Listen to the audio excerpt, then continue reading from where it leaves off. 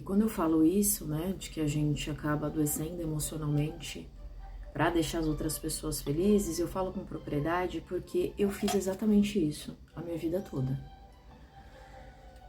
Em menor e maiores graus, dependendo da relação que eu tinha com a pessoa. Então, em relação ao meu pai, né, que foi a última relação mais tóxica que eu já tive.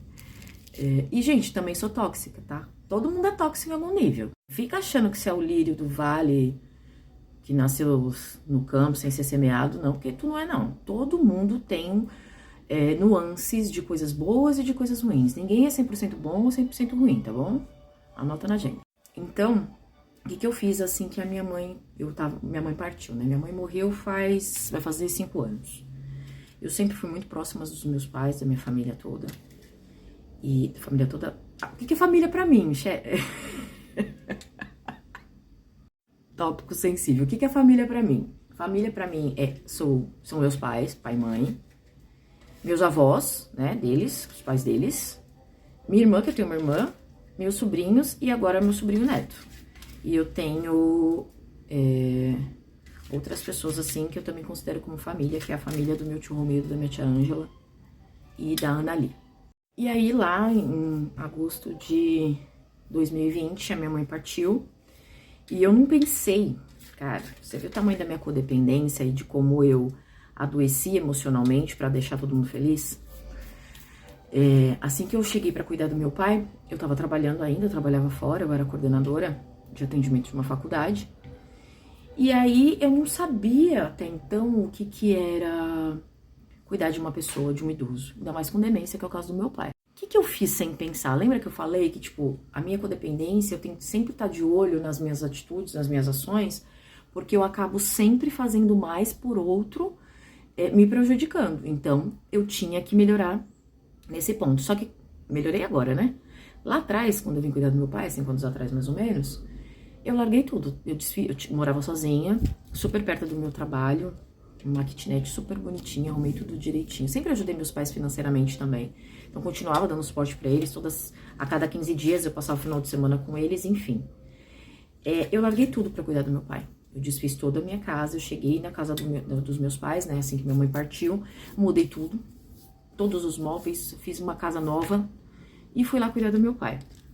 Eu precisava ter feito tudo isso e desse jeito, ter largado a minha vida e ter ido morar com meu pai? Não precisava. Hoje eu sei que não precisava. Então eu precisei adoecer por conta das minhas próprias atitudes, que muitas vezes a gente tá consciente em algumas fases, em outras fases a gente tá passando por processos de cura tão intensos e tão dolorosos que o nosso raciocínio, a nossa parte de discernir, de avaliar, ela fica totalmente adoecida também. Você não faz escolhas muito conscientes, porque você tá ali na dor. E assim que eu fui morar com meu pai, eu já percebi que, tipo, o bagulho era mais embaixo. Eu achei que ia ser mais simples e não foi. E aí eu fazia de tudo pra deixar meu pai feliz. E fiz meu pai feliz. E também fui feliz em alguns momentos. Só que eu deixei de viver. Eu coloquei a minha vida de lado, então eu fui mandada embora do trabalho porque eu acabei adoecendo. E aí eu rompi meu contato com muitas pessoas. Eliminei as pessoas da minha vida total, porque como eu tava na dor, eu não conseguia avaliar a situação como um todo. Muita coisa não estava ali nos meus pontos cegos. Eu não conseguia ver por conta do processo de dor que eu vivia, porque se imagina, né? Eu tava ali com depressão, transtorno de ansiedade generalizado, cuidando de um idoso com demência. Meu pai super agressivo comigo na época. Então eu ia tomando porrada atrás de porrada, ia continuando fazendo, e quanto menos eu tinha pra dar, mais eu dava. Tanto energeticamente, quanto fazendo e desfazendo da parte material, suprindo, fazendo isso, fazendo aquilo, E eu, nessa equação, eu simplesmente me deixei de lado. E aí eu fui adoecendo mais e mais, até chegar no subsolo do fundo do poço. Então não precisa ser assim. Como eu disse, eu não abomino o fato de ajudar. Eu gosto de ser assim. Eu aprendi isso com a minha mãe, com as minhas avós. Com o meu pai também. Meu pai também foi muito trouxa na vida dele, assim como eu. A gente herda essas coisas também. Assim como as coisas boas. Mas eu consegui ver a situação, mesmo ali ainda, na dor, e fazer coisas diferentes para que eu me autorresponsabilizasse sobre aquilo que estava acontecendo e conseguisse mudar para ter uma relação mais saudável com meu pai. Porque a escolha foi minha morar com ele. Eu escolhi, eu quis ir. E eu perguntei, você quer que eu venha? Ele, claro. Só que não foi do jeito que a gente achava que ia, que ia dar tudo certinho, que é linear, a vida não é linear, a vida é impermanência. E aí eu adoeci, né? Eu deixei o meu pai ótimo, super bem, fazia tudo. Tinha dias que eu lavava o banheiro 7 vezes por dia, comida do bom e do melhor. Às vezes ele comia e eu não. Enfim, e qual foi o saldo de ter feito isso, de ter agido desse modo? Ficar mais doente do que eu já tava. E hoje eu vejo as pessoas agindo assim. Então, um dos meus trabalhos é a gente bater papo sobre isso, a gente falar sobre as relações, a gente avaliar, a gente observar juntos, pra gente ver o que a gente pode mudar pra gente parar de adoecer. Porque hoje em dia a gente está falando muito em saúde mental, saúde emocional, as pessoas estão procurando psicoterapia ou terapias integrativas, terapia holística, eu sou terapeuta holística, tenho formação em filosofia, agora estudante de neurociência. Por quê?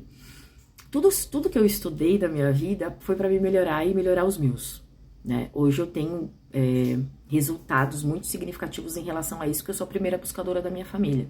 Justamente por não me conformar de pensar assim, caralho, meu, mas eu tô fazendo tudo certo, eu sou mó boa, né? Fazer uma avaliação do meu caráter, da minha moral, né?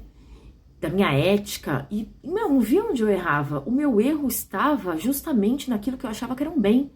Só que um bem em desequilíbrio, porque eu colocava o outro na minha frente, saca? Não é parar de ajudar, mas ter equilíbrio nessa ajuda, sem se prejudicar. Porque esse é o passo mais importante. Eu não precisava estar passando por dificuldades financeiras hoje na minha vida se eu tivesse me colocado em primeiro lugar, mesmo ajudando. Sacou? Só que não. Por quê? Porque a gente tem crenças, porque a gente, às vezes, foi programado e treinado desde a infância a ser de um jeito, e aí a gente tem dificuldade de mudar esse jeito, mesmo que ele traga sensações, emoções e coisas ruins, porque a gente dá mais valor ao que a gente conseguiu conquistar, mesmo que seja ruim, então a gente dá mais valor à perda do que ao ganho, saca?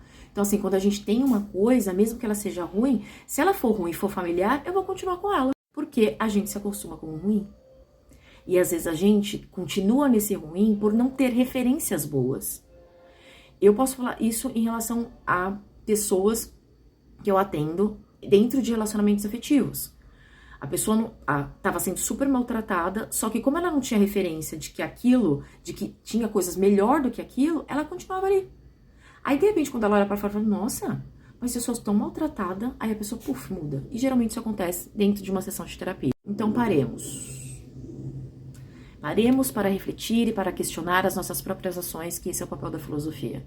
Questione quando você vai fazer alguma coisa pra pessoa. Eu tô fazendo isso porque eu tô fazendo pra mim, porque faz bem pra mim, eu fico feliz de fazer isso por essa pessoa, ou eu estou fazendo porque eu quero ganhar alguma coisa, que ela me devolva, que ela faça o mesmo pra mim quando eu precisar, que ela me agradeça, porque agradecer, gente, não pode ser obrigação.